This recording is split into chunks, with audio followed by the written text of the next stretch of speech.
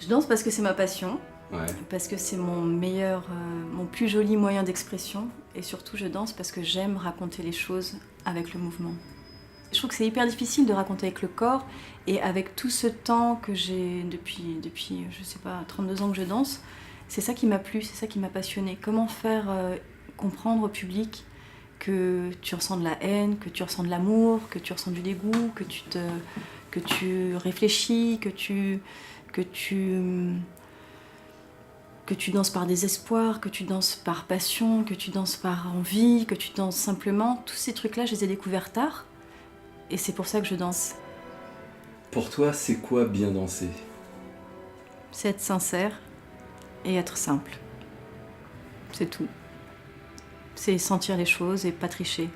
Quitte à se tromper. Moi, je me suis trompée plein de fois, mais j'ai toujours été sincère dans ma démarche. Il y a des mouvements très simples en danse où, comme on parle beaucoup avec les mains, quand on demande par exemple donne-le-moi ou est-ce que tu veux venir avec moi, la main, finalement, ce geste-là, il arrive à la fin.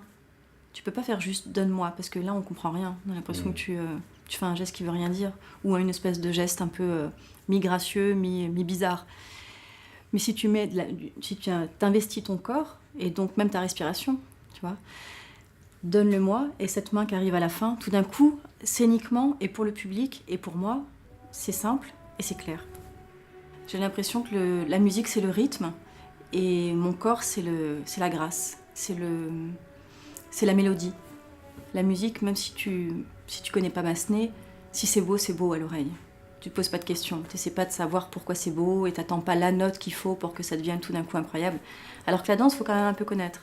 Donc la musique, c'est la musique qui va emmener le public.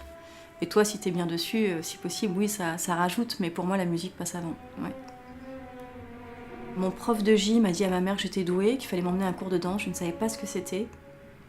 Et quand je suis arrivée dans ce cours de danse, ce qui m'a plu tout de suite, et je m'en souviens très bien, c'est la musique. Il y avait un piano incroyable avec un vieux bonhomme avec des cheveux longs qui jouait du Chopin. Et ce Chopin-là, que je connaissais pas à 10 ans, je l'ai reconnu parce que je l'ai réentendu beaucoup plus tard. Et Dieu merci, j'ai reconnu le Chopin et je me suis dit, ah, c'est ça que j'avais entendu quand j'avais 9 ans et demi. Et encore une fois, c'est la musique qui m'a amenée là. Et puis après, j'ai pris ce cours et mon professeur, mon professeur qui était une ancienne danseuse étoile de l'opéra, qui s'appelle Liane Deidé, m'a dit, votre fille, enfin, a dit à ma mère, votre fille est douée, il faut la présenter à l'opéra. Donc c'est quand même la musique à chaque fois le lien qui m'a fait aller vers la danse. Est-ce que c'est toi qui as choisi de terminer par Manon? J'ai décidé naturellement de partir avec ça, parce que c'est un ballet que j'adore, c'est un ballet qui représente beaucoup pour moi, parce que lorsque je me suis fait opérer de mon genou, quand j'étais jeune étoile, j'ai eu une grosse galère, et on me disait que je danserais plus, j'ai été arrêtée longtemps, et malgré tout j'ai redansé, et le ballet le ballet qui m'a permis de reprendre la danse, c'est l'histoire de Manon. Donc la boucle est bouclée. Est-ce que tu peux raconter ce ballet? Ah, c'est difficile et c'est simple en même temps. Il y a plein de détails, mais ce qui est simple, c'est que c'est une histoire d'amour. C'est un personnage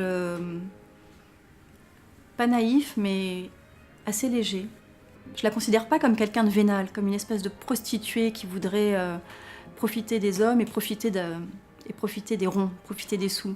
C'est quelqu'un qui a peur de manquer et qui veut vivre son amour passionnel comme ça, mais avec des moyens. Et c'est ça qu'elle va faire. C'est-à-dire qu'elle va vite se rendre compte que des grieux a pas le sou. Et pour mieux vivre avec lui, elle va échanger faire profiter un homme richissime De ses charmes. de ses charmes. Le rapport qu'elle a, elle, avec son frère, avec Lescaut, ça aussi c'est important. Et donc on a beaucoup travaillé ça parce que je trouve, et pour l'avoir vu de la salle avec d'autres, dès que Lescaut est trop violent avec Manon, il passe pour un Mac dégueulasse, alors que c'est le frère de Manon.